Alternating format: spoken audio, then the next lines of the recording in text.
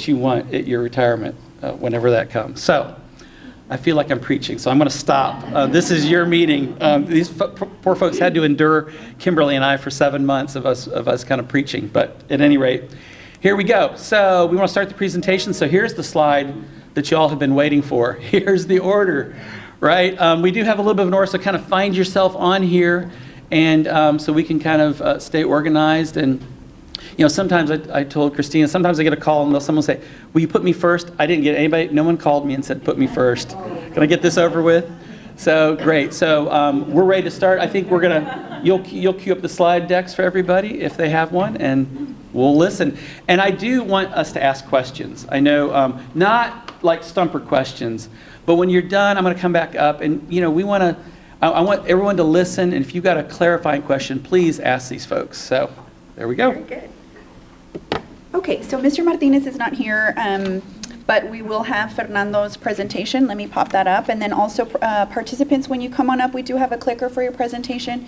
And then just make sure you kind of stay within this area because we are recording the presentations.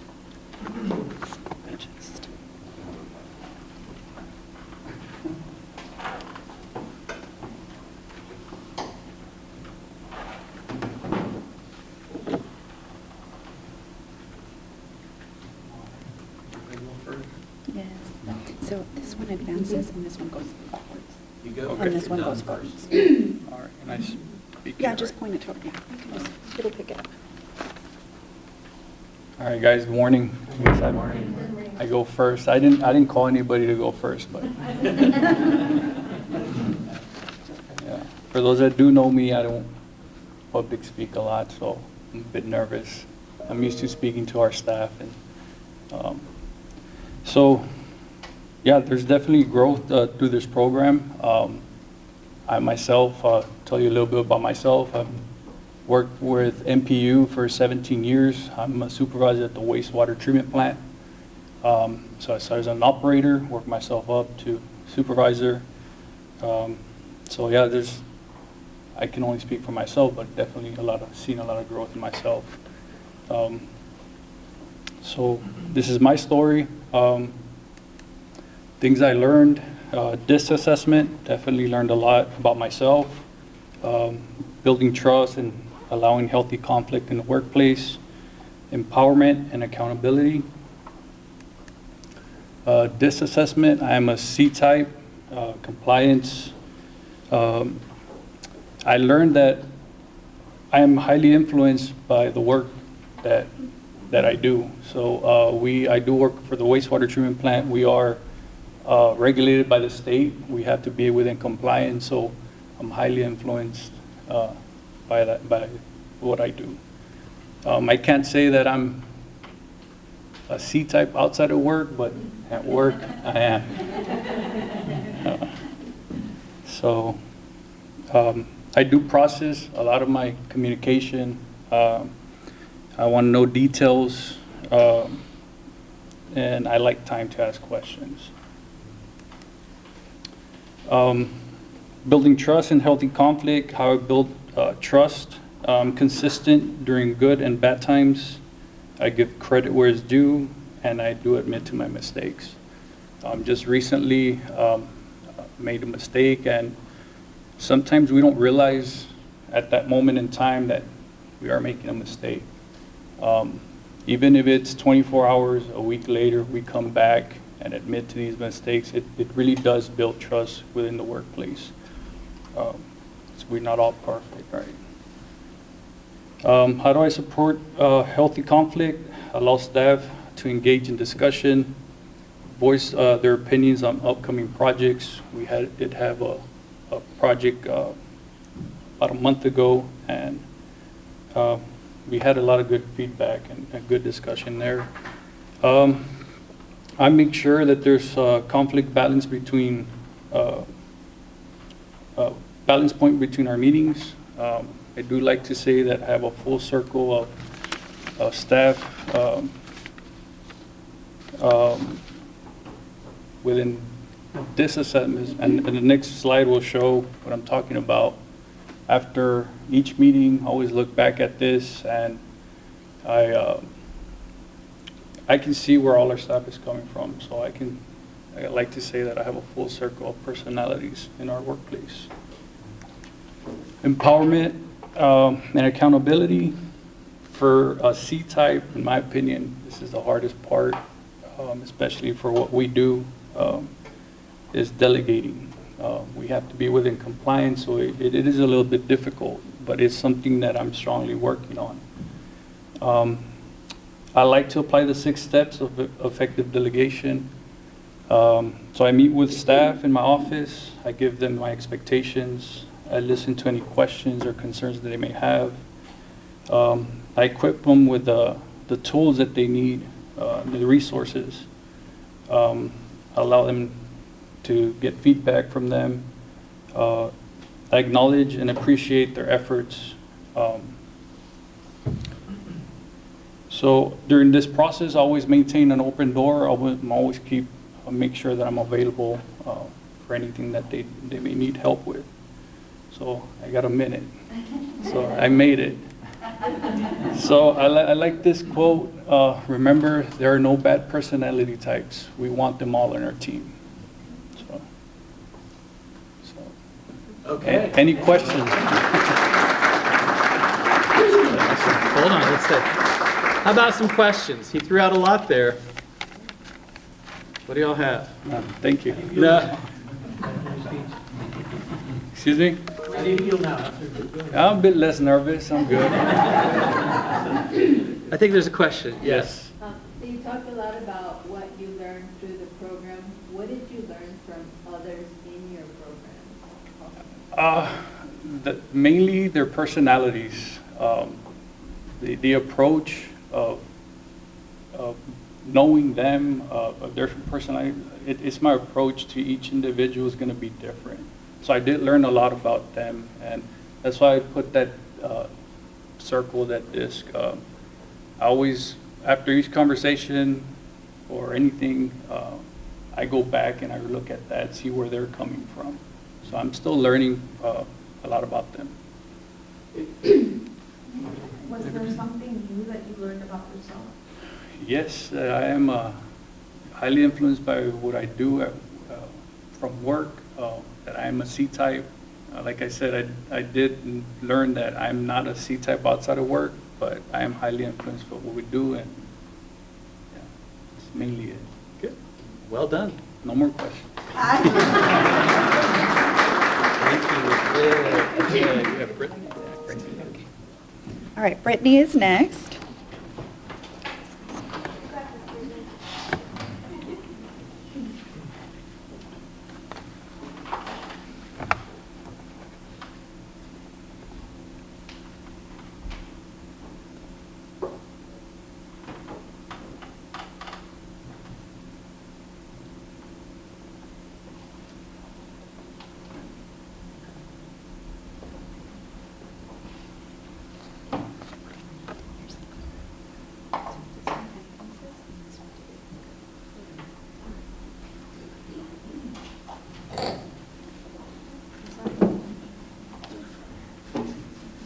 It's getting a little hot in here, so. Okay. Hi, everyone. My name is Brittany Salinas. I am with the Water Lab Department. I have been there for about 4, almost going on 5 years in July. I am the assistant manager at the Water Lab Department. So during my time here with the McAllen leadership development program that we've been doing, I've been able to learn a lot about myself, and this will proceed me to the next slide. So I got to learn that, well, of course, self-care is the practice of taking an active role in protecting one's own well-being and happiness. And I am still continuously learning how to balance all of the aspects of self-care at home and in our work environment.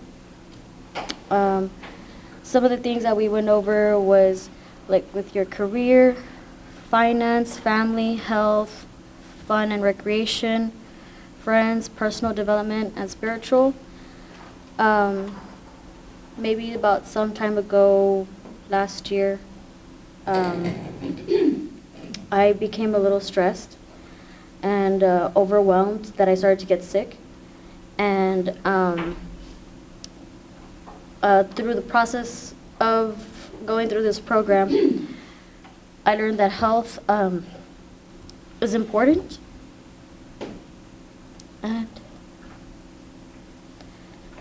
And so I started to exercise daily. And I got better. And I'm sorry. And I'm sorry.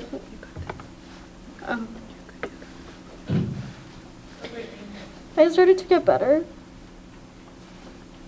and I'm still learning to cope with that, and so it's been a challenge. Okay. This is the success with people.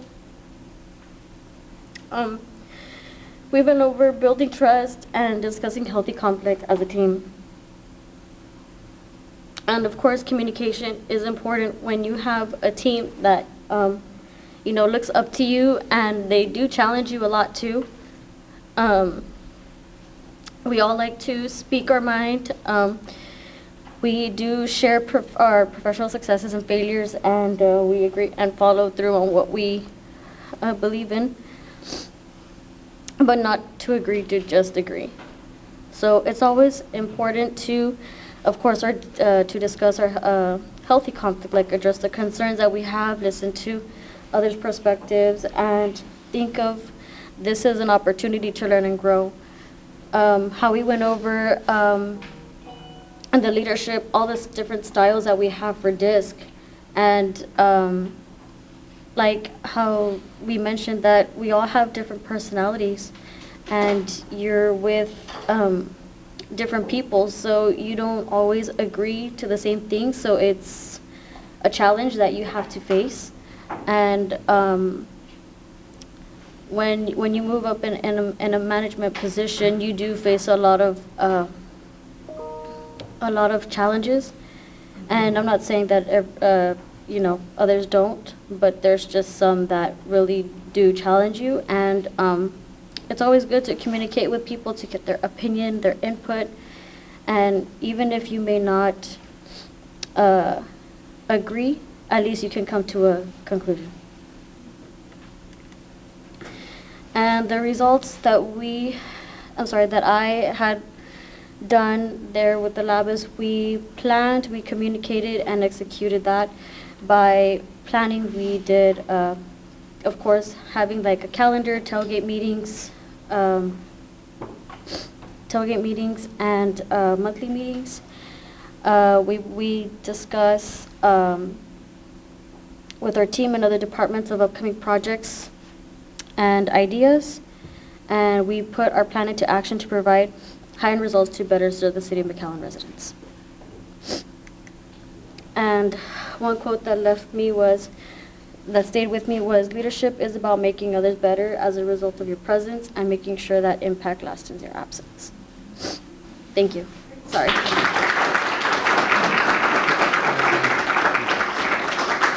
Okay, a question or two. That was awesome. We heard some different things in that presentation. What do y'all think? I want to hear more about this self-care as a leader. Did that resonate with a lot of us? We talked about, right, your capacity to lead is limited by your ability to take care of yourself. I think we could all relate to that. Yeah, good. Good job. Yeah, well done. Thank you.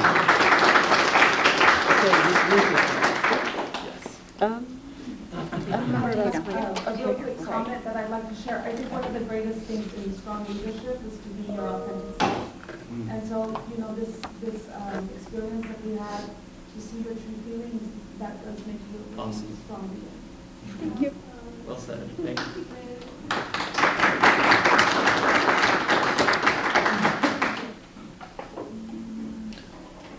Sorry.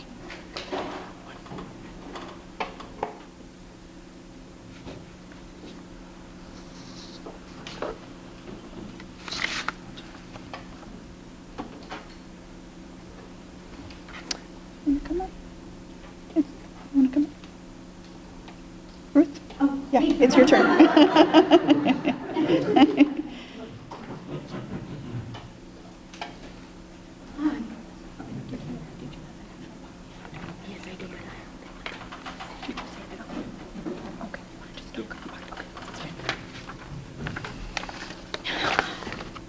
Hi, good morning. My name is Ruth, and I work at the airport department. I've been with the city for 17 years, going on 17 years, and this training has really helped me learn more about each person that was in this training and other departments that brought different ways of leading. And it also helped me on my end to better myself as a leader. My first thing is, like the previous presenter, was self-care. Sometimes you forget, you get sick, you don't want to miss. You want to be a good leader. I'm sorry, I'm nervous. And you want to give it all you can. You want to show your peers that you're there, no matter how bad you feel. You want to go that extra mile and help them and lead them and know that they can count on you and just be there for them in any way. It's taking care of yourself. It's you know, your mind. Sometimes you go through stress and you need to take a few days and you know, and analyze and support each and every one at that department. I also learned about trust and healthy conflict. It's you try to trust everyone that you lead, that they will do you know, that they can do a good job, and hope that how you teach them is the right way, and you know, help them grow. And then in regards to healthy conflict, sometimes you need to give your opinions and in a good way, not that you try to overstep the boundaries, but you know, give your opinion, which in our department we do have leaders that, you know, take your consideration, your opinions, and it's an open door policy, and as well with me, an open door policy. Any conflict or any mistakes that we do, take accountability for them, and I'm so nervous. And then I went blank. And I learned, as the other people that were in the same, so many things that how they talk to their group meetings, help them out if they're caught in a situation, just be there for them, be humble, and have, you know, everything they need on hand to, make their day possible and do a good job. And then my quote is from John Maxwell. A leader is one who knows the way, goes the way, and shows the way.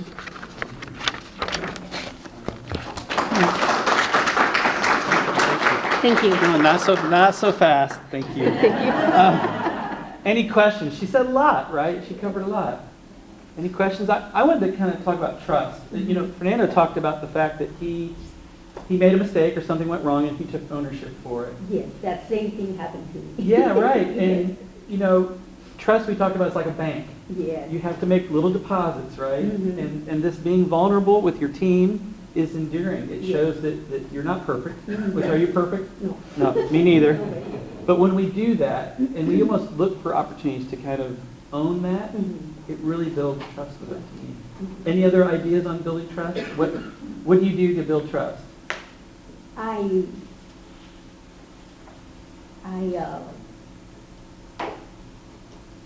give them the opportunity to, You give them a chance. Yes. Completely. an opportunity to make, Sure. Even make little mistakes, Yes. right? Or do things maybe the way you wouldn't do it, but that's okay. Right. Yeah, Yes. good. Well Yes. done. Well, thank you again. Thank Well- you. Well done. Ruth.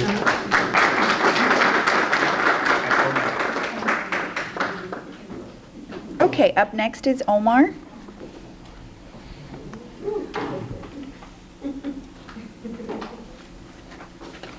Here's the clicker. This one goes up, and then this one takes you back. Thank you. Good morning, I'm Omar Sotelo, I'm with the planning department. I guess I'm going to start off right off with the quote. It's just, Tim had shown us this quote right off in November, and I think it just describes our department, and I really enjoyed it. So the challenge of leadership is not to be strong, the challenge of leadership is to be strong, but not rude. Be kind, but not weak. Be bold, but not a bully. Be thoughtful, but not lazy. Be humble, but not timid. Be proud, but not arrogant. Have humor, but without folly. So it's just something that is just, as the department, and we have a great department head, sorry. It's something, it's something that his door is always open, so it makes this possible to have this. And no matter what, we always have the open communications. And even like as we're going through the day, as a team, yes, I was a little against team meetings when we first started. And it's just because we have so many meetings throughout the day. And it's something where even if we're not having a formal team meeting, we have the opportunity just to join around the desk and just have a little conversation on a particular project. So that's what I really enjoyed. So of course, with this assessment is just, I enjoyed seeing how we have our flaws, but we all learn on how we get around it. So like one of them is I sometimes tend to over-analyze items, and it could kind of bog you down. Not bog you down, but you overdo it and you spend too much time on it. So I enjoyed that as far as just ways around it, where as far as getting a to-do list and just, okay, these are the items that need to be checked off, and okay, it meets everything, so we can move on to the next item. And just sometimes with the other team worker employees, it's just the over-analyzing items can bog us down, and just it'll create more work for everybody else. And of course, like the to-do list helps out a lot. The weekly team meetings, even though I was against it, is like, and of course it's the informal meetings just around the desk, so it doesn't have to be in a formal setting, but I just enjoyed that we can just do it around the desk. And I've gotten to see where even we're not doing it like in a conference room, but even if I'm not there, my coworkers are still around the desk discussing the projects. And of course, you're always making time for yourself. And of course, back to the team meetings, it's just, so we just, in the planning department, of course, we have memos, legal notices, so it's just having this weekly team meeting, just covering exactly, okay, these are the main topics that need to be on there, and that way we all have the same layout, and not, because we all, I guess, have our own way to do things, but at least that way we can be uniform and just have the same layout. And of course, it's just, no matter what, I had gone to Guadalajara back in April, and there was this artist that had done some of these I guess sculptures. So it was neat to see these three people with the balloons. So it was just, it's all about the team. And of course, I want to thank Tim, Kimberly, and Hannah, and of course HR for giving us the opportunity to do this. And just, I know it was 7 months, it was a couple hours a month, but it was just enjoyable, and I really got to learn a lot. So I guess it's time to put this into practice.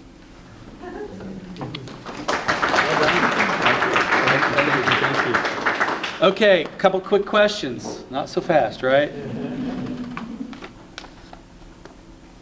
I want to hear about these meetings more. So you were a little hesitant to meet because you all are busy. It's hard to find time. Yes. But you saw some, how did your team, and you kind of spoke to this, but how did they respond to you investing that time? How have you seen them kind of relationally connect with you differently as a result of you slowing down to have these meetings? Well, with one particular coworker, they actually gave her the opportunity to show what she's been doing. So it gave her the time just to show off what she's been doing. Yeah. So it gives each one the opportunity to show what they actually do and Yeah. how they contribute to the group and make it easier for the rest of the group. Yeah. So that's what I really enjoyed. Yeah, I think we can all, as leaders, think about our meetings, right? Do we meet too much? Do we not meet enough?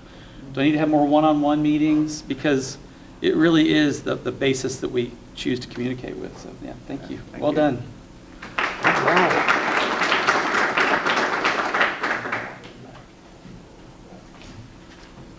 Excellent. So now we have Juan Martinez.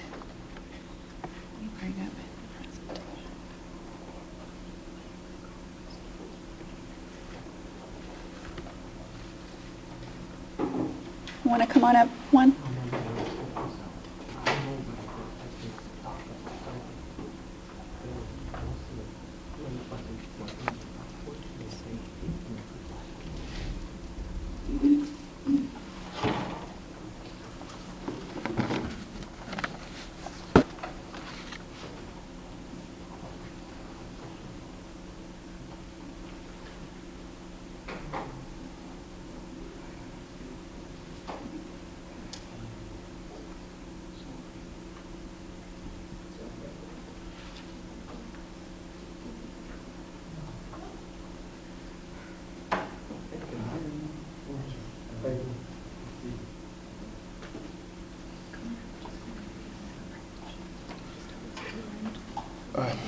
Good morning to all.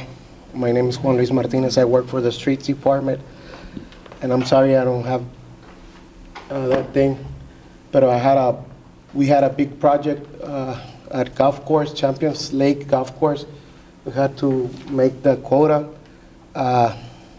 It was long days and really stressful because we were working with the engineers. That guy over there.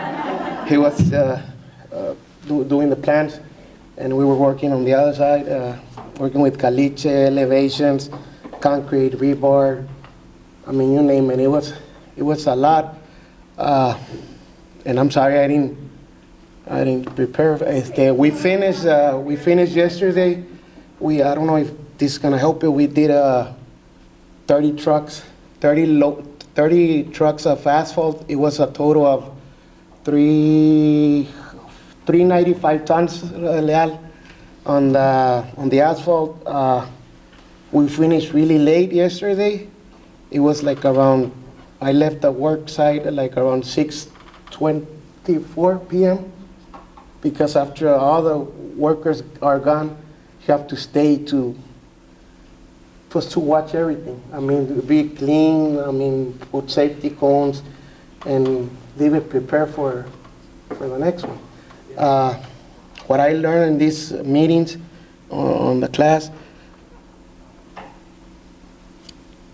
my dad used to be a contractor. So he always was pushing me because of the money. Remember I told you, at the end of the day, it's money, time is money. So here it's way, I learned that you have to work with people and give them the space that they need. Like for example, I'm really the type of person, they give me like an elevation, like a project, I'm gonna be stuck there. But it doesn't mean that you're gonna be pushing the other people that way you work. There's people that work a little bit slower and there's people that work faster. So you gotta work with everybody so I learned that you gotta be really humble and accept your mistakes. I remember I told them one day in the class, on one project over here in Violet, we did the elevations, but the alley was gonna be inverted. It was like this, and with the water should run in the middle. And I told the crew leader, you check the numbers? And he told me yes. But on my head was, man, if this thing goes wrong, I'm gonna be. So at 5-something p.m., I was by myself checking the numbers. I learned also to delegate more the work. You cannot do it by yourself. That's why you have a team. Yesterday, I learned I have a really, really good team, starting from my manager, Manuel de Rueda, my crew leaders, Alberto, Juan, Eddie, myself, and the rest of the team. We pull it, and I'm really thankful with my team. And thank you guys, and it was a pleasure, and have a good morning to you guys.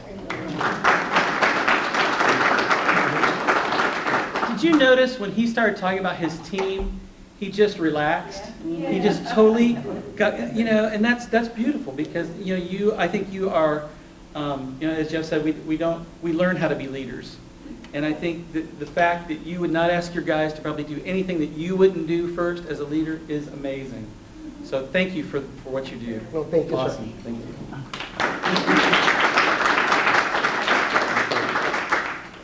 Okay, next up is Claudia.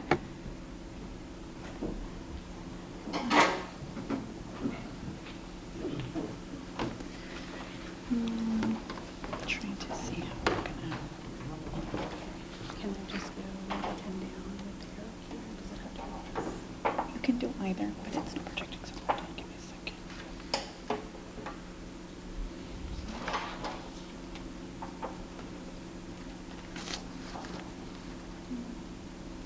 think it's 'cause it's PDF. Can we do it that way? Does it Yeah, you may need to just read off of it then, yeah. Hi everyone, I'm Claudia Villarreal Quiros. I am the reference supervisor here at McAllen Public Library. Right now my presentation is not projecting, so I'll go ahead and just present on my own. So this was a very humbling experience to go through as a supervisor, brand new, less than a year. I've learned so much from all of you here and your leadership styles. And one of the things that I learned is to have a growth mindset. Be open to learning and growing and gaining new skills. Because everything is a learning process. It's sometimes really hard when you're a supervisor and people have questions and you don't have the answers. That's a very humbling experience to tell another person you don't know the answer. One of the things that I try to do is if I don't know an answer, I usually tell people, let me find out and let me get back to you. But that's not always easy to admit that you don't have all the answers. So that's all about learning and growing. And so for me, it's not about the destination. It's about the journey that we take every day, because some of us climb hills and mountains to get to our destination, but those journeys help us to grow as leaders, as managers. And so for me, it doesn't matter how we got there. As long as we get to the same place, we all have our styles of, getting to the location that we need to. And one of the things that I put into practice is, because of the growth mindset, was, develop team member skills for the future. It's not only thinking about right now, it's thinking about in the future. How are these skills going to benefit people in the future? I do a lot of delegating tasks. I realized when I first started that I can't do everything. There's no way that I could be here 24 hours a day doing everything. So it's really important to delegate tasks equitably so that each person gets an equitable amount of tasks that they can perform. Another thing that I do is training. I provide training sessions for whatever we're doing because I really want staff and myself to have that opportunity to empower the team to have the necessary skills necessary to continue growing. And then the last thing on that is I really encourage collaboration, networking with not just our team, but as an organization here at McAllen Public Library. We have a lot of programming that is a system-wide programming, and so I really encourage team members to really be open to helping others, not just within our reference department, but really as an organization, because at the end of the day, we represent McAllen Public Library. So with that in mind, some of the goals that I do have is what I want to keep working on is enhanced communication. This is really important to have communication with your team members because you're able to build trust and build teams and be innovative and have mentorship and coaching. Collaboration so that team members get a first-hand knowledge to review how other departments and workflow is. And then in the future goals is creating synergy for effective team building because that creates trust, it increases morale and confidence, it creates a support system and helps with organizational workflow. And as always, have continuous improvements. Thank you. Well done. Questions from the team?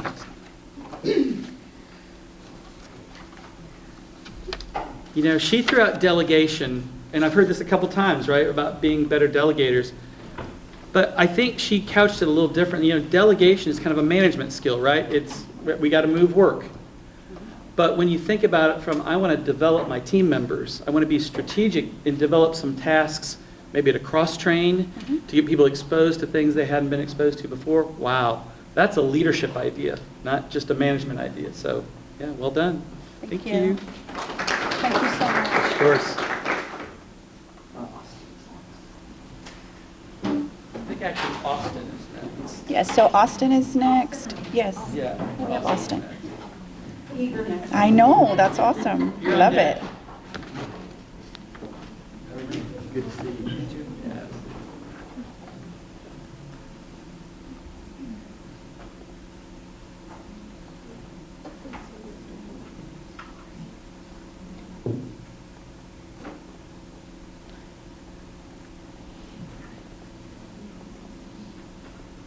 Here we go.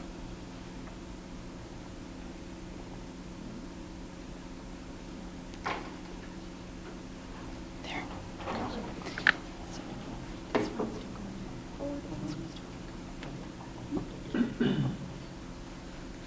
Good morning. My name is Austin Wise. I work for traffic operations 4 years now. I'm the crew leader for the sign crew, so if you guys see a lot of signs down, bear with us. We're trying our hardest to do all the repairs. And so here's my leadership journey. Skills I learned during my journey is communication, delegation, and patience. Skills I applied. So for communication, I applied midweek meetings with my team. We go over and discuss issues that we had throughout the week prior. We also discuss how we can be more efficient throughout the weeks, or throughout our performing our tasks. We share ideas to improve efficiency. For delegation, I assign more responsibilities to our team members. And usually what I'll do is I'll assign where their weak points are, where my team has weak points, that individual, I'll assign them to build them to be stronger in their weak points, you know what I mean? And I held my team accountable for the responsibilities that I gave them. Third one is accountability. Sorry, I'm a little nervous. Accountability, expressed accountability for our actions to team. So I explained that if I mess up, we all mess up. If you mess up, we all mess up. Sorry. If you mess up, we all mess up. So basically, let's look out for each other, make sure the job gets done efficiently and safe, and just take accountability for one another, as far as safety and how we work with each other. I also held myself accountable for my team's actions, so if anything goes wrong, it all boils down to me. So if I can create them to be more responsible, then it makes me look more responsible as well. For the future, learning and applying all these skills I've acquired throughout the journey have helped me become the best version of myself. I will utilize every skill depending on the situation and adapt to them as needed. I do have 2 quotes. Diamonds form under pressure. I don't know who said it. I'm sorry. I should have got the person who said it. So if you're not under pressure at all times, then you're not growing. One more quote. What we do for ourselves dies with us, but what we do for others lives on forever. So being a leader, what you do for others, how you mold other people, is going to live on forever. And just like Tim said, legacy. So I'm concluded. Any questions? Questions? He wants questions. Come on. Yeah, I like questions. I love questions. We're good. Well, I would give an observation. You know, what we wanted for you in this program was for you to try things, Yes. right? We always said, go try this. And I think you were someone who tried things, right? Yes. You even if you weren't sure what the result would be. How did you grow as a result of? You said you adjusted your meetings. You adjusted a lot of things. What did that do for you with your team? I think the results of them growing helped myself grow as well. Okay. So seeing them grow made me adapt to how they're growing, and I just took it to different. It kind of encouraged you. Yeah, exactly. To become better, I guess you could Yeah, say. awesome. Well done. Oh, we do have a question. Yes. Before your quotes, Uh-huh. and there was this beautiful statement of intention, and I love that. This one? How you will be applying it Yes. in the future, and that was, intention setting. Oh, yeah. Thank you. And leadership is about intention. I mean, if there was kind of one word, I think it is being very intentional. Thank you. Yes, sir. Thank Well you. done. And I appreciate everything. Appreciate you guys.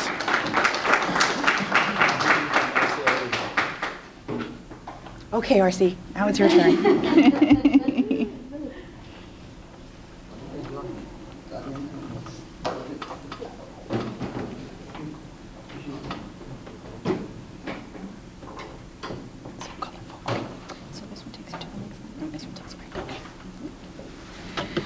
Good morning, everybody. My name is Arcelia Canales. I work with McAllen City of McAllen's Health and Code Enforcement Department. I've been with the city for 17 years, going on 18, and I started off with downtown services. A leader that I looked up to was Ms. Suarez, who is in the room. I learned a lot from her. I worked with her 16 years ago, and it seems like yesterday. Yeah. Yeah, most importantly. Yes. And now I have the great opportunity to work with another leader, whom is Ms. Nancy Treviño, and I look forward to learning a lot from her as well. I'm going to start with my PowerPoint. This picture just speaks a lot. I saw it on the internet and I said I just have to include it. We have to be cohesive when it comes to our team and all of these things, involved.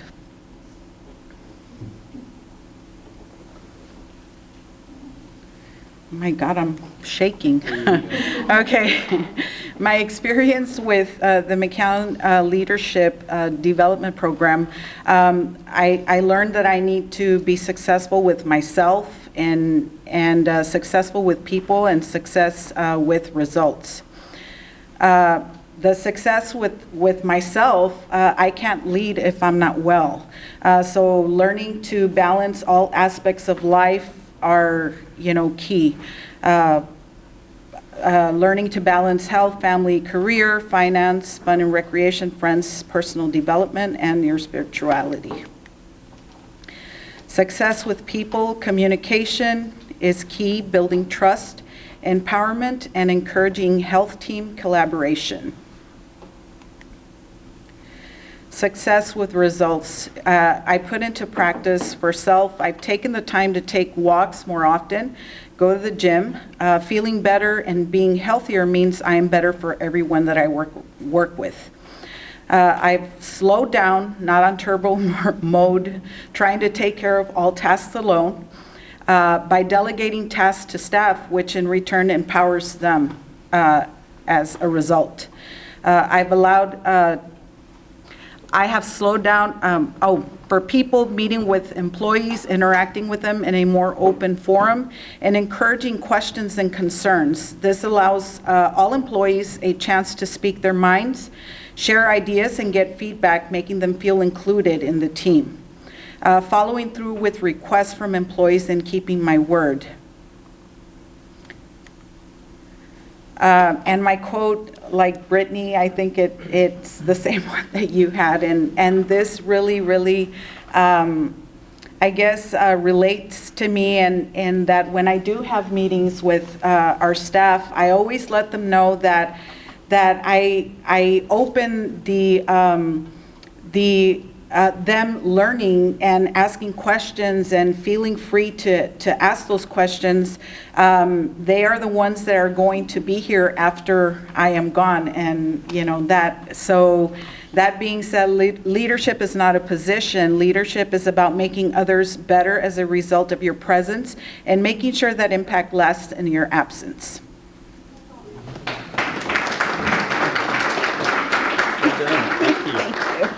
Any questions? She said a lot, again, good stuff. Thank you. No questions? No, I haven't, no, well, I want to hear, some of the things you've tried in the last 6 months. How has your team reacted differently to you as a result of that? So because of the open forum and allowing the questions and the opinions and all of that has really made them interact more with discussion. And we've integrated a lot of different things that do, so we do see a lot of more interaction with, the questions and. Awesome. Yeah, Awesome. so. Great, well done, thank you. Question. Oh, yes. Ms. Canales, what has been your greatest challenge on this journey? Learning to adapt to all the different types of personalities and knowing that the challenge makes you a better person and it gets you to where you need to go, and that's what makes you. Thank you. Yes, ma'am.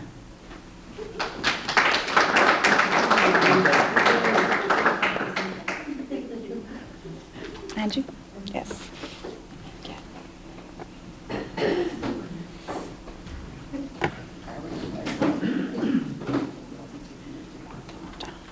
My mouse disappears every now and then.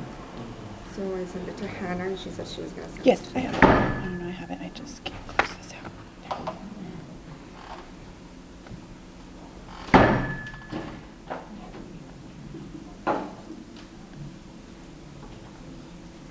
There it goes. Okay. So this one helps you go to the next slide, and then this one goes backwards. So to advance first. Okay. Good morning. My name is Angelica Alcantar Vargas. I work with the McAllen Public Utility in the Transmission and Distribution Department. I've been working with the city since 2010 and with MPU since 2015. So this was a quote that caught my attention because, okay, sorry.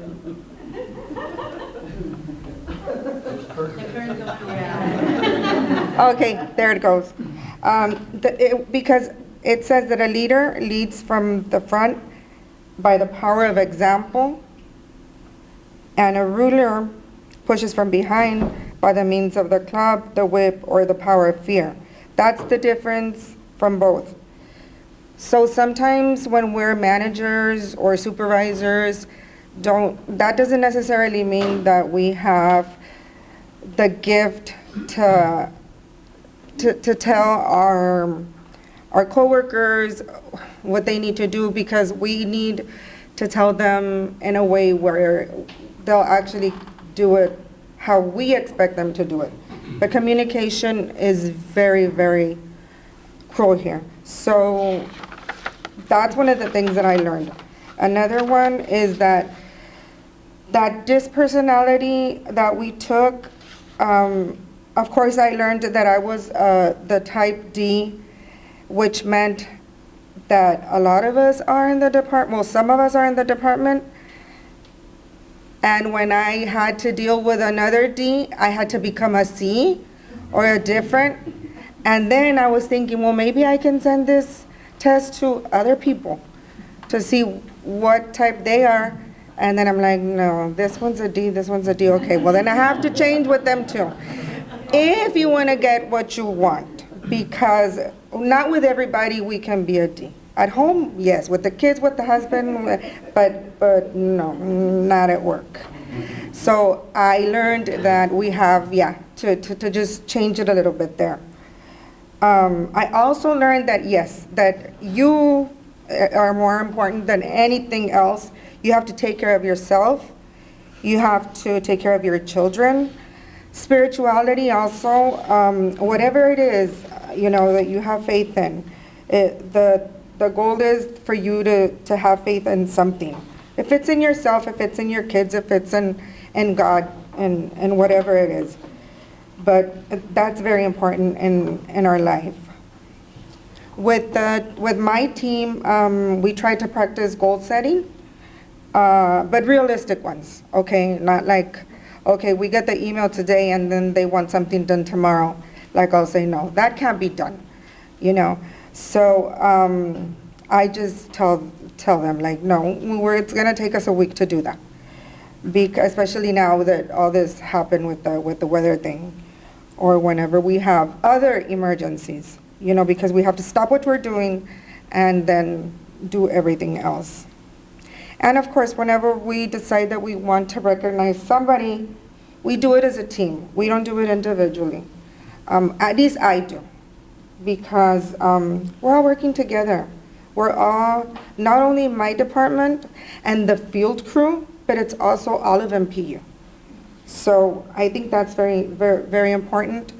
And what really helps is that we have a very good backbone. Mr. Vega, our general manager, he helps us a lot. He answers the phone when we call him. So to me, that's very important, because sometimes they won't. I delegate now, yes. I've learned to tell the girls, not to tell, like I say there, I ask them. Because before, yes, I used to come in and say, okay, you this, you this, you this. No, now I'm like, may you please? And then they're like, what's wrong with you? Oh, that program is working.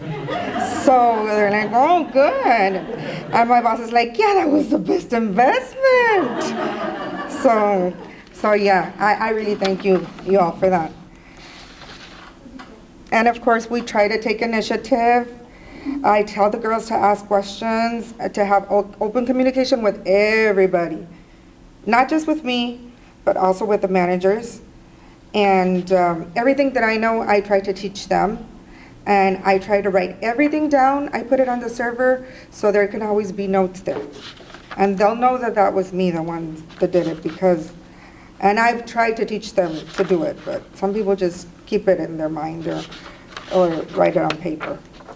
But yeah, that was it. And I really want to thank HR and my directors and my managers for giving me the opportunity to do this, because I did learn a lot, and that helped. I mean, this was very important for me as a supervisor at the department, because I do really want to grow with the city still.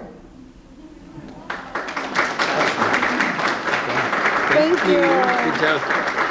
Any questions, any observations? What do y'all think? I love that, you recognize you have to change, right? This idea of I have to move to my team. I love that for all of us to hear that. It that is, you it say. was a sacrifice. And it's hard, yeah, no, for sure. You know, and we did a workshop on situational leadership, right? You can't always lead the same way in every situation. So I'm glad you've taken that to heart. Thank you. Thank you. Well done. Thank you.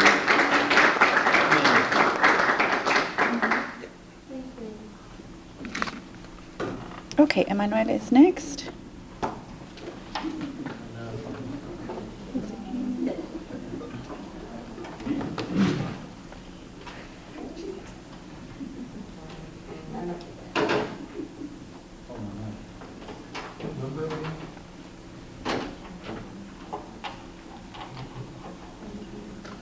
Okay, so this one takes you to the next slide, and then this one takes you backwards.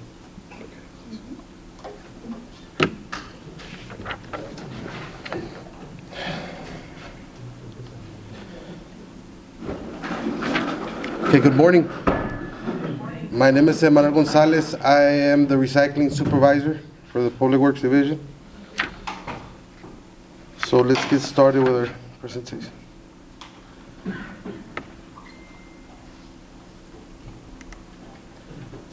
Okay, just an FYI, I did not want to put this picture. Office staff forced me to put this picture.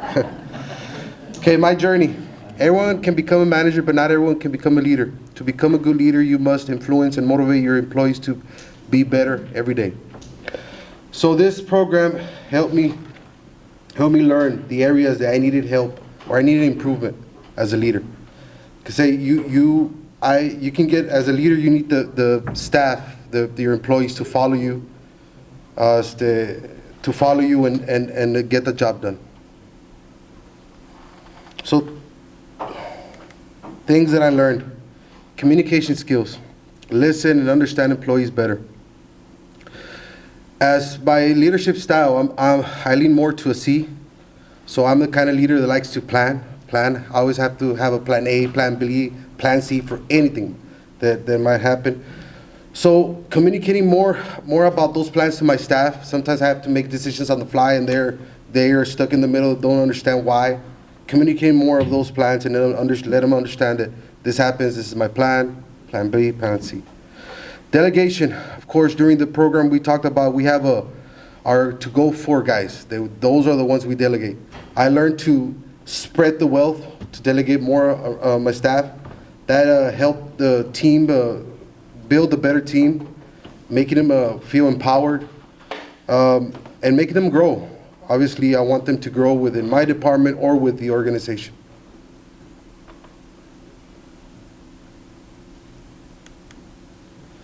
Skills working to develop, empowering employees. My job as a leader is to make sure all my employees have the fair opportunities and are not afraid to speak their minds. Of course, this is something that I'm still trying to implement, trying to empower them more, as to trying to make them feel that they can do the task. Sometimes they feel that it's too much, they're overwhelmed, so I'm trying to empower them, then they have the skills and they're more than willing to learn. So I want to end the presentation with a quote. I don't know who wrote it, but I learned in the class, leadership is about inspiring people to do things they never thought they could. So that's my way of leading. I want to show my people, my staff, that they have the abilities to learn, to do those things. They might be hesitant or might be afraid, but it's my job as a leader to show them otherwise. Thank you. Well done. Thank you, sir. Yeah, great words. What were a couple of words you heard in his presentation that stood out? What were a couple of words? Empowering.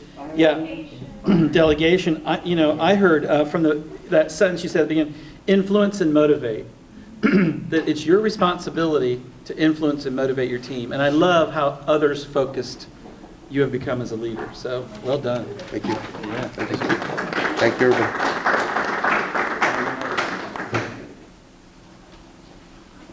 All right, Renee, you're up.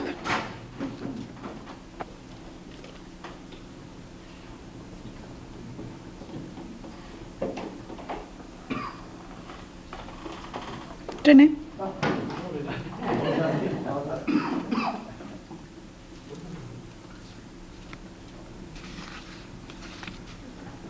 I'm like you, Tim.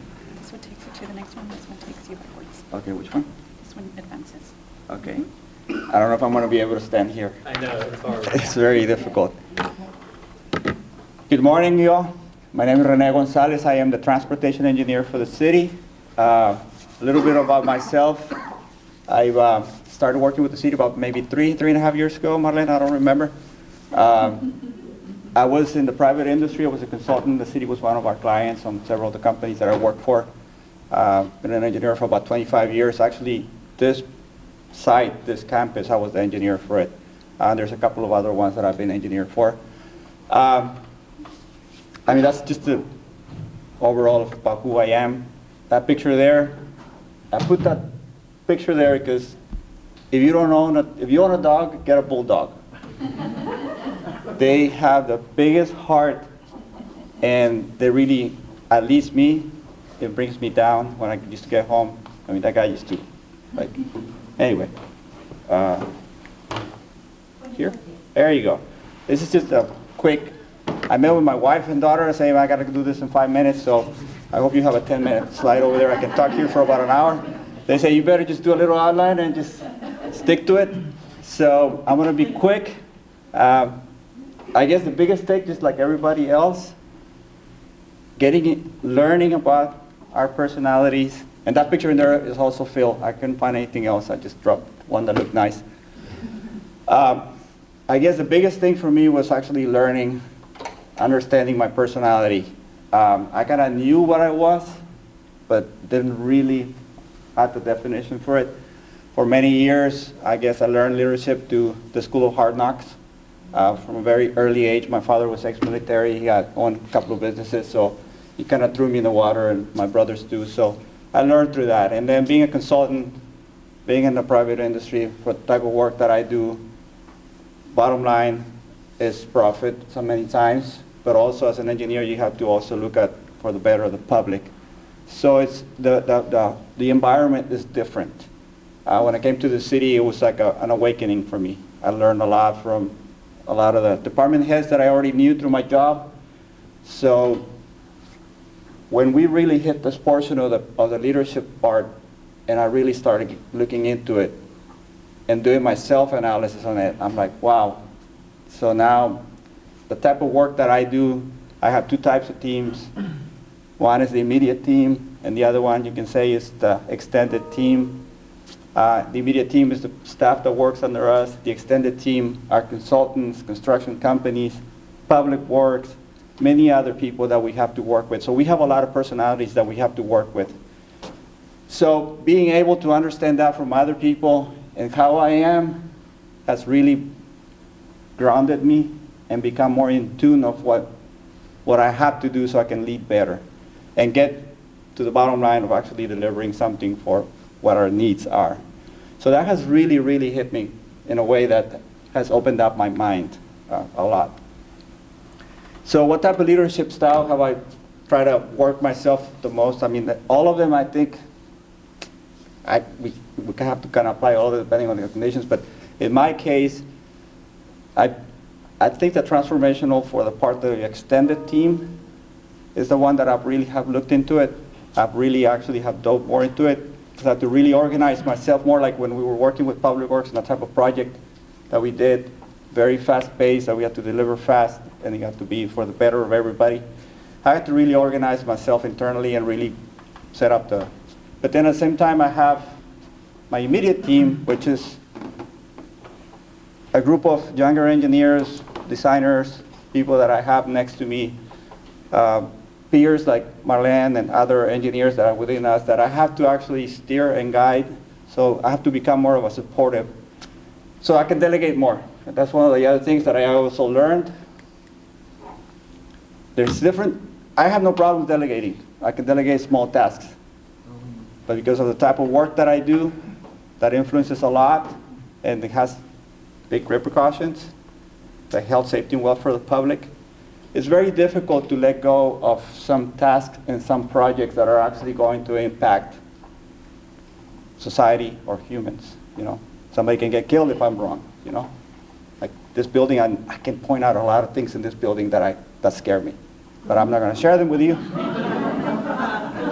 But don't worry about it. It's all safe. But those are things that, to me, is difficult to delegate, you know? So that part, letting go of that, surrendering to that was difficult. Do you have a 5-minute one? So it's very difficult. So the delegation portion of it on that type of riskier tasks, riskier projects, I had to really, really go deep inside my fears and really find my way to organize myself to be able to let go, surrender, and find a way to supervise it so you get the final product correctly. The last one, I guess, I keep on pointing that way, my communication skills. I mean, I deal a lot with administrators and department heads and local government leaders because of the type of work that I do. So when I go talk to them, if I'm in my engineer mode, I'm going to bore the heck out of them, you know. So they're not really going to know where I'm coming from, you know. So I have to be straight to the point and be able to articulate correctly what I have to communicate to get to the bottom line.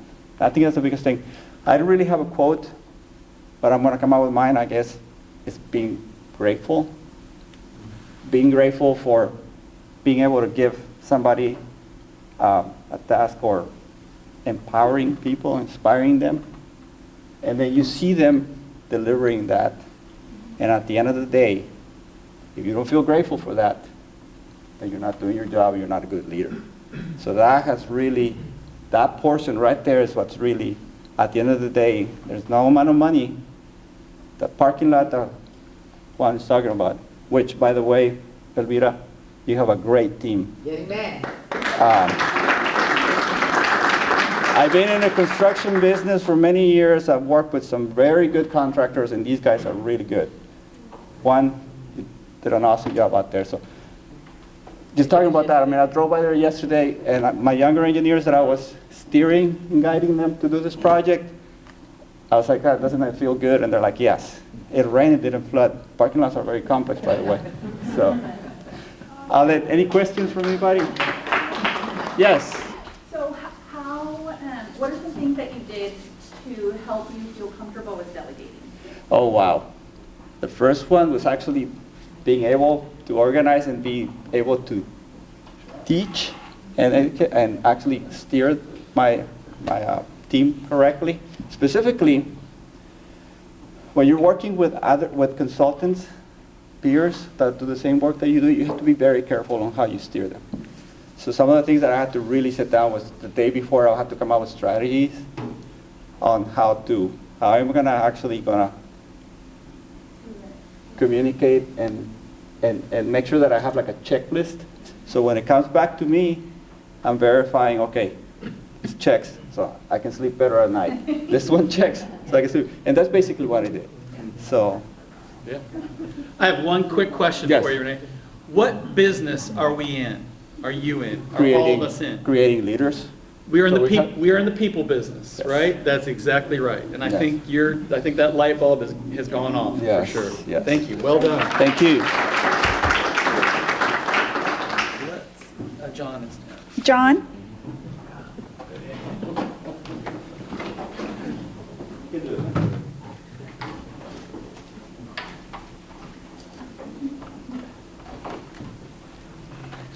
Okay, so this one takes you to the next slide, and this one takes you backwards. Awesome, thank you.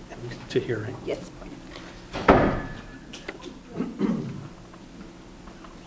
So first of all, I want to thank HR for providing this program for all of us, and management for allowing it, and of course, Tim, Kimberly, and Hannah, which behind the scenes, Hannah would send us all these emails and websites so that we could log into and get help on many websites. My name is John Gutierrez, and I've been with the city 18 years. 18 years with building permits and inspections. I started off in engineering. I worked, I believe, 2 years there, and then I had the director of building permits and inspections like the way I worked over there and said, hey, why don't you come on over to us and we'll pay you a little more. I said, okay. So that's how I got to building permits and inspections. This program I learned everything, and I'm sure all of us learned a little bit of ourselves and how to lead. But my emphasis was more on trust and delegation.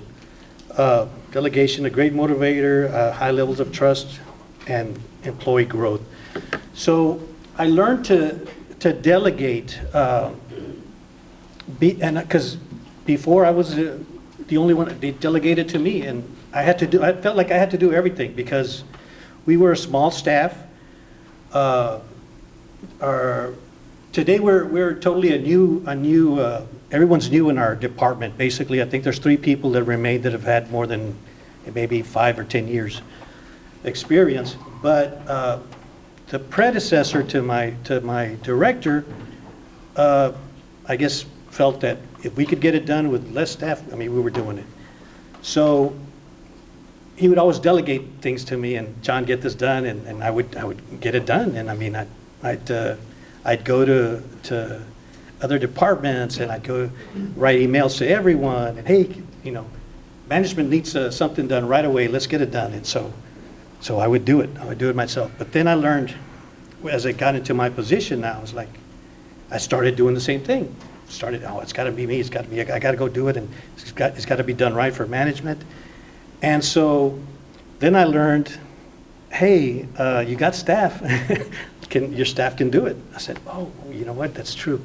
But it was always that behind my head, that conception that, hey, I got to do it so it can be done right. So that's where the trust comes into play, that now that I delegate to my staff, I step back. I take a step back and let them do it and trust in them. And I still follow through, make sure they're doing the job correctly, have like it says checkpoints to make sure no mistakes are getting done.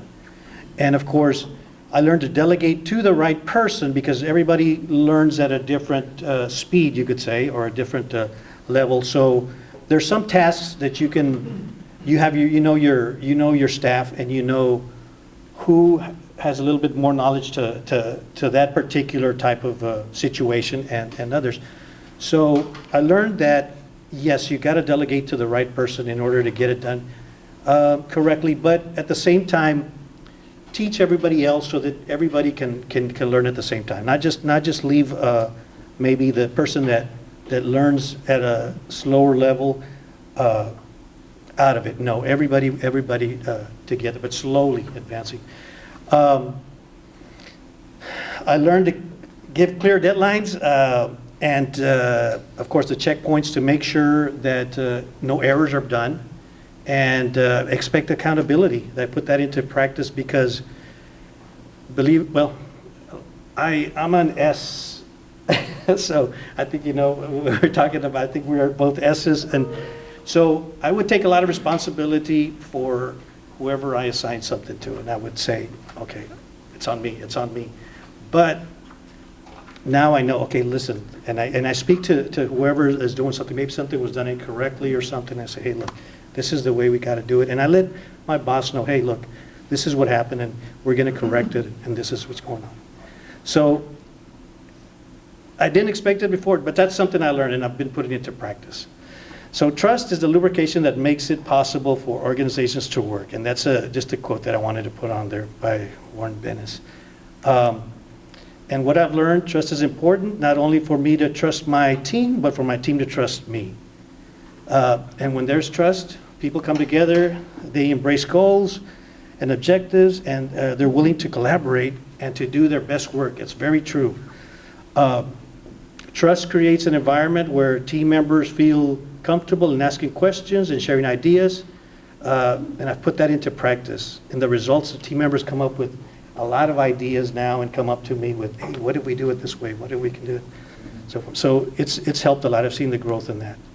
And my statement, become the kind of leader that people will follow voluntarily, even if you have no title or position, by Brian Tracy.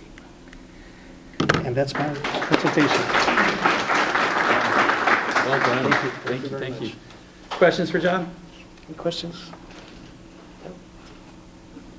You know, you are definitely one of the, I mean, during the course of our time together, I could just see you kind of light up that you were really kind of taking this stuff seriously first, and you were trying some things. So I just want to say thank you. No, thank you. Because Thank you all very much. I know you took this very seriously, as did everyone. But I mean, I just felt like you were really eager to try some of these things. And the fact that you're saying that you're seeing your teammates now that you've let go of control a little bit, that they're starting to blossom. Yes. I think that's what it's all about. So thank you. Thank you. Thank you very much. Thank you.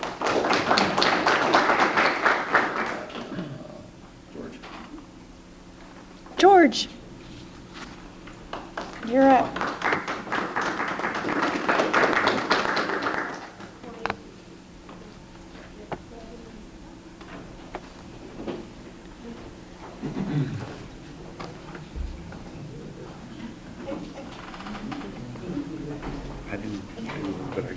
Oh, you can do it? No, I have a hand up. Oh, okay.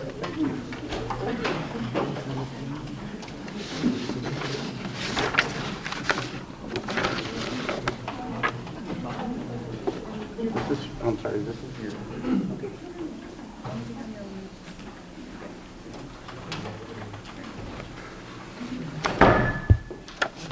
Good morning. My name is George Leal. I'm with the City of McAllen Parks and Recreation. Went ahead and passed out a little handout for you all. I'm a hands-on visual person, so on the first page it says, I think, did everybody get a copy?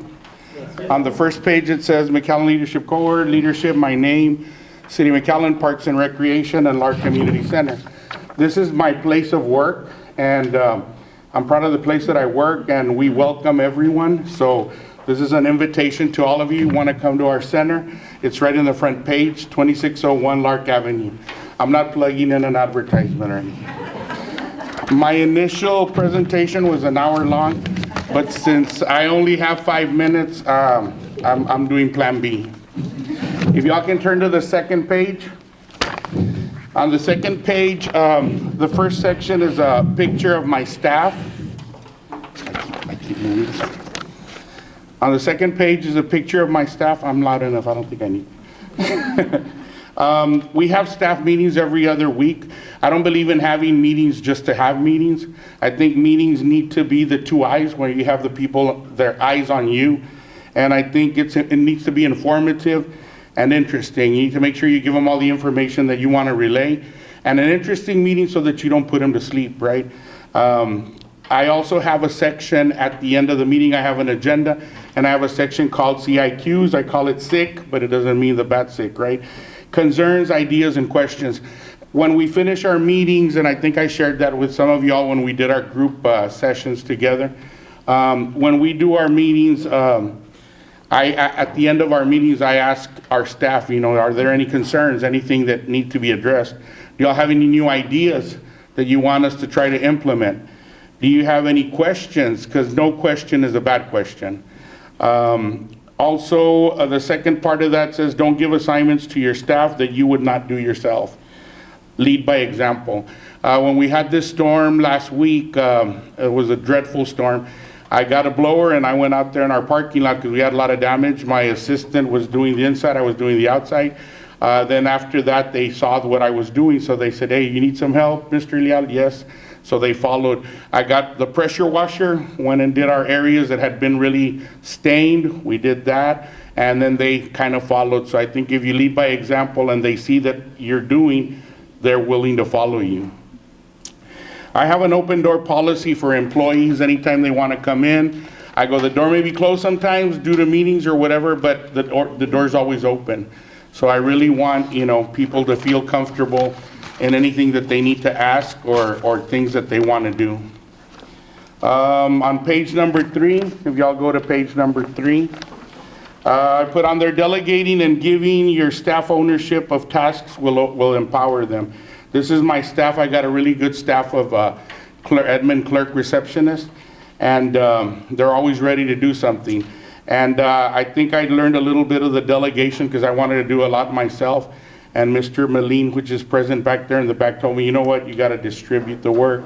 So I kind of started doing that, not to be stressed out. At the beginning, I was the only person working there. I didn't have a recreation superintendent. I didn't have that many maintenance techs.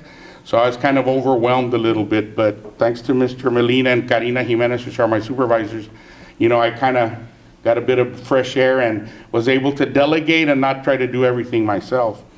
When giving your staff projects, hold them responsible and accountable. I think that we always have to make sure, you know, this is what you're going to do. You're responsible for this. And at the end of the day, you know, you're going to be accountable for the results. On the second, I have my maintenance techs. Giving tasks to your employees helps alleviate your workload. So I feel that, you know, everybody does their part, everybody helps, and we have our teamwork. We can go to the next page. This is something that my supervisors always tell us about, being in a fishbowl where everybody's always looking at you, right? People always see what we do and how we act, right? Our new entrance has already been redone, so there's a lot of glass, so people can see you. So you want them to come in with a smile, you know, and receive the people. Got 1 minute, I'm almost done. Greet people with a smile, offer to help your community members. And that's what I instill. You know, I come, good morning, how are you? A lot of times the people that come in don't have a significant other or family members because we deal with elderly. And I think that good morning goes a long way with, you know, when they walk into your center because they don't have anybody in the morning to tell them that. There's no I in team, one dream. We all need to work together. That's what I try to instill in my staff. The last part, last page, always make time for yourself and your family. Take time to take a breath of fresh air. Mental health is very important. What I like to do, I go to the island, get into the water a little bit, get a boogie board, walk the sands, and just kind of clear my mind. And I think that's how I clear my mind on a weekend where it's been a long week. I just take off to the island. Great leaders are not the best at everything they find. They find people who are the best at different things and get them all on the same team. And it says here, empower, encourage, vision, and values. And that's our presentation in 5 minutes, I hope. All right, questions. Who has the questions for George?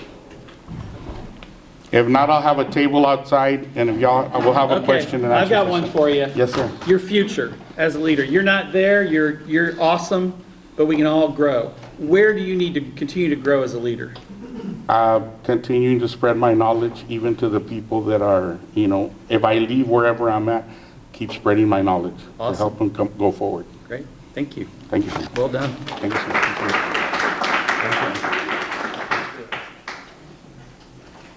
Okay, Arturo. Come on up.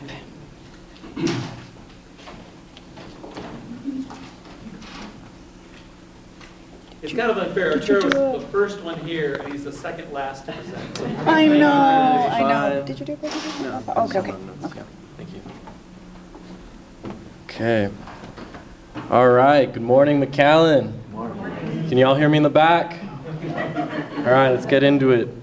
So I'm going to focus on 3 key things that we all discussed and learned throughout this course, those being leaders and managers, delegation, and trusting your team. So let me start with leaders and managers. Growing up, it was always my mentality that anybody in a position of power had to be a leader. Otherwise, why would they be in this position if they weren't? You know, in my actual career, I've learned that the manager can be somebody that is task-oriented. They focus more on the day-to-day or the operational needs of the program or department. But does a manager possess the skills and traits of a leader? Well, what is a leader? I believe a leader is someone that has become the go-to guy, or they're resourceful for the team. They're understanding, receptive to feedback. They see the vision for the future of where their team needs to go. I've also learned that a leader is someone that wants you to be the best version of yourself and get you to the next level. But a leader is not just, you know, that corporate behavior, that sort of work knowledge. I think a leader possesses emotional intelligence to communicate with your staff. And when this program began, I was in this transition phase of going from the marketing and event supervisor to the marketing and event administrator. And it was a very interesting time. I was dealing with the Halloween festival, the holiday parade was coming up, and marathon, was the next thing. And so when I came into this role, I was very grateful that I had, I have a director and a deputy that, they realized there was a lot that I was taking on at once. And still today, they ask me how I'm doing, and they'll call me into their office, and for whatever reason, I think I'm in trouble. It's just, no, how are you doing? Oh, I'm working on this, this, that. No. How are you doing, like, mentally? So to have those kind of leaders in the office matters to me because it makes me feel like I'm not just someone plugging in doing the work. So in being in this course, we talked about delegation, and this is something that I had to get used to. I was very much the kind of person that just wanted to do everything myself, just jump on the grenade and take it all in and get the job done. But in my role, I realized I can't do everything. I can't be everywhere at once. There's only one of me, and I needed to learn how to properly delegate. This means I had to become a better communicator, someone that could adapt and just assign out a different task to someone, and realize that this was going to involve a lot of teaching moments, a lot of lessons learned. So I needed to make sure that I was able to empower my team and the people around me. And thankfully, I'm surrounded by leaders in the office that are my go-to people for these different events that we do, for these different programs that we put on. But with delegation, I very much learned there's a huge level of trust involved. There's a lot of risk involved, and that's why that communication is so important. Like I said, I wanted to do everything myself. It's something that I'm still getting used to, but I've learned to communicate and essentially, detail out everything that needs to be done. One of my biggest things is I don't necessarily enjoy repeating myself or holding anybody's hand. I would like to assume everybody's able to just get the job done.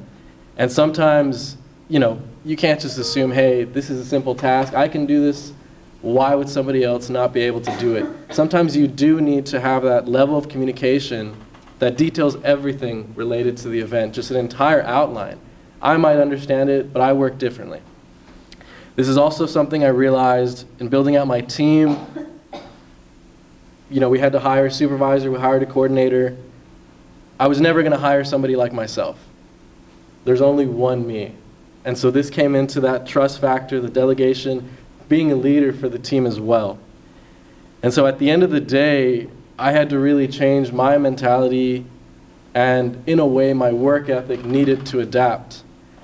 And so there's a quote that's always stuck with me, and I'm sure maybe some of y'all remember it. At the time, it was a joke. I think if you don't really know what it means, it's still a joke, but Kobe Bryant said in this Nike commercial, "Are you a different animal and the same beast?" Now, at first, people took this as a joke, but I think when you break it down, it can relate to us in the workplace. We move up in our positions and our roles change, but do we possess the same mentality that got us there? Any questions?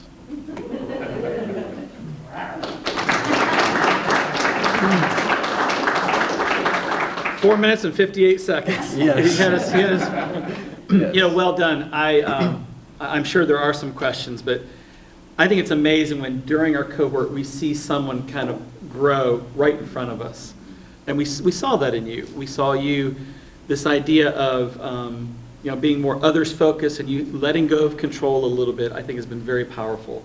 And I'm really looking forward to seeing how you continue to grow with your team and get things done through these great people. So well done. Thank you. Yeah. Anybody else? Excellent. Thank you. All right. Thank you, guys. Last but certainly not least is Samuel. Come on up, Sam.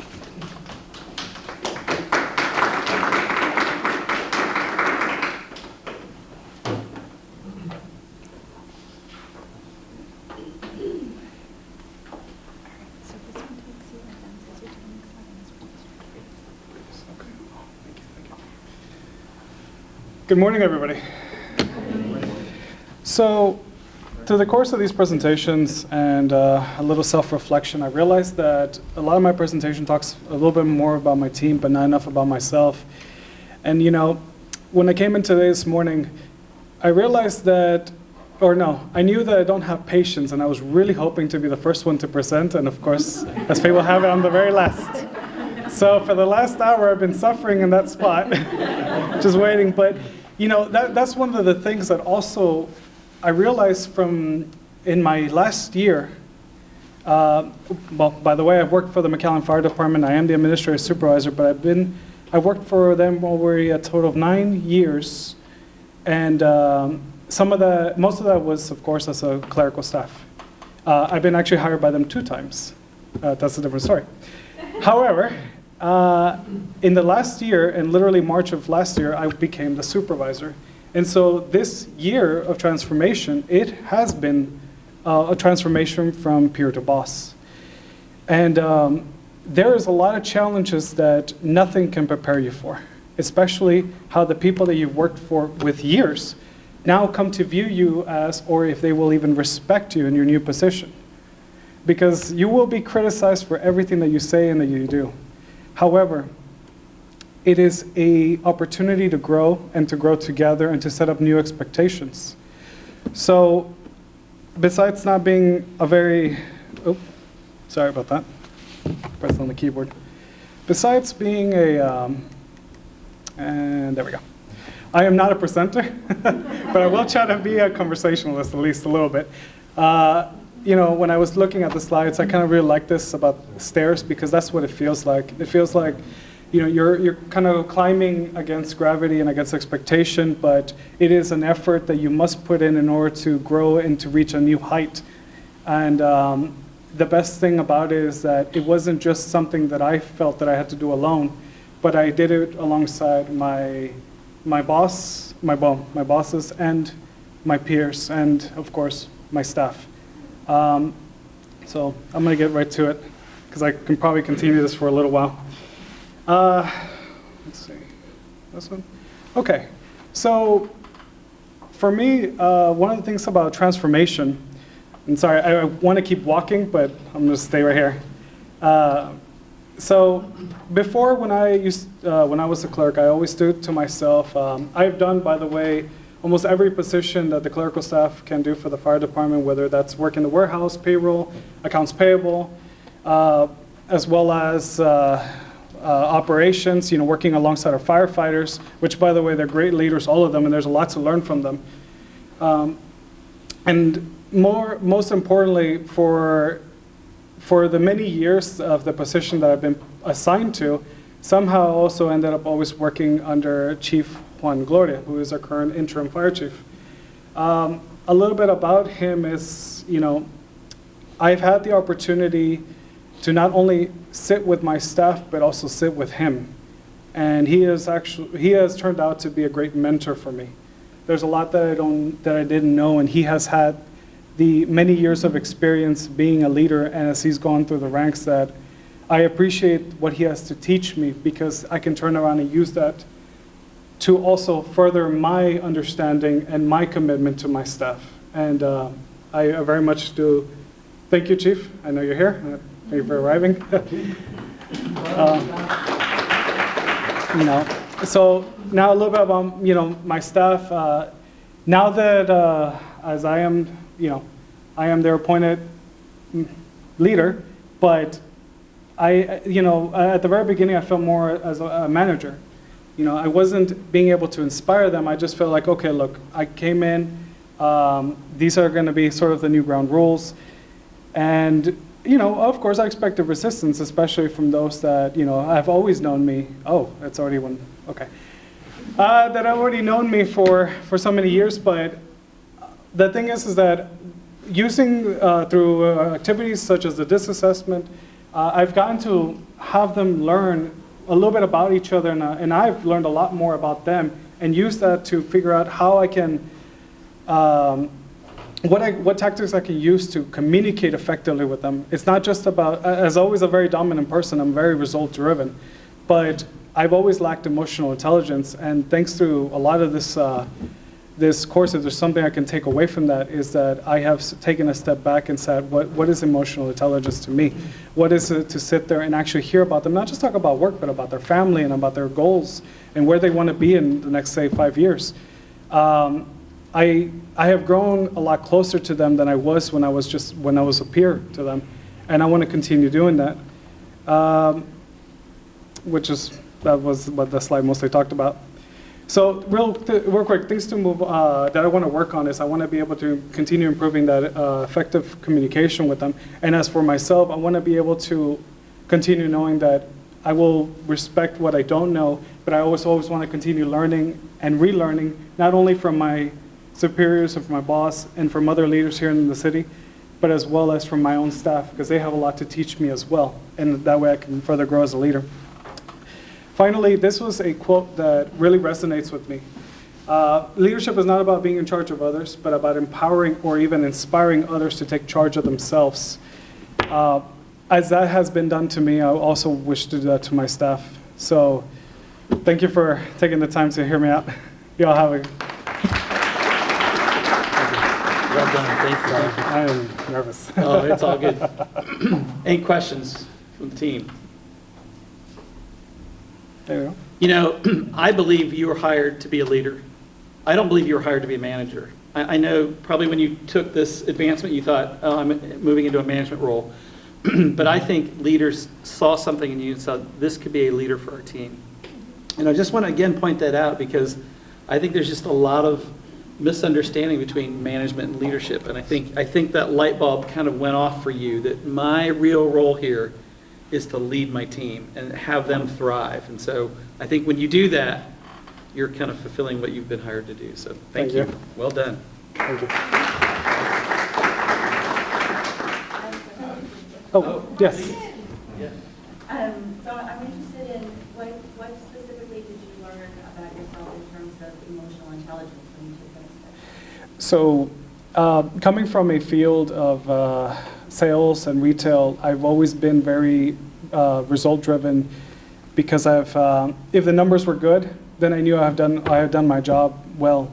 And in the past as a leader, that's all I ever emphasized, results, results, results. But here in the city, as a public servant, and especially with the firefighters, the civil servants, results are not done, are not simply just done that way. You have to understand the people that you're serving, your internal, your external customers, as well as the public. And that, in the last many years, it's been a slow, progressive change, but especially in this last year where I am here not only to assist and to guide those of my staff, but also to serve them. You know, if there's one thing that, and by serving them, I mean sitting down and actually getting to have a conversation with them, you know, something that in the past I never took the time to do. As my boss takes the conversations with me, I do with them. And I've learned a lot about my staff that some of them worked for 5 or 6 years I have not known about them, and that I just learned about that this last year. So, you know, I thank the program for giving me that insight to be able to sit down and use these tools to further understand the people that I work with. If there's one other thing other than this quote that I can really kind of give as an advice to everybody is be a fan of your staff. You know, actually be a fan of them. When they see that enthusiasm from you about the things that they do and they accomplish, they turn around and want to give more because they know that it's not just an expectation, but it's a goal, it's a shared goal. Thank you.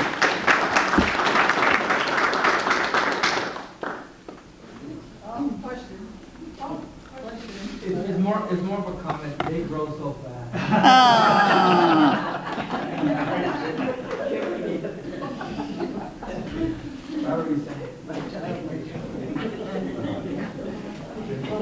The last one. Yeah, right there. Yeah. Okay, y'all, I am going to step out now and kind of talk to you all because I just wanted to leave you with a couple words before we break. You know, the question is, where do you go from here, right? We've all said leadership is a journey, right? It's not just a 7-month course. It's what do you do with this stuff? And I've got a couple kind of challenges. How will you leverage your influence, you know, for your team as a leader going forward? That's the question we all have to ask ourselves. What are we willing to do with this information? And the second thing is, I think it's kind of neat how, as a group, as a cohort, we've gotten to know each other. We've got to understand that, Fernando, I have some of the same challenges you have, and I didn't think that could be possible, but I do. And so how can we continue to lean on each other? How can we call each other when we have a problem? That's my hope for you, is that you continue to build relationships with each other, people in your department, but particularly maybe people outside of your department. That's what makes a great organization. So those are my two challenges for you.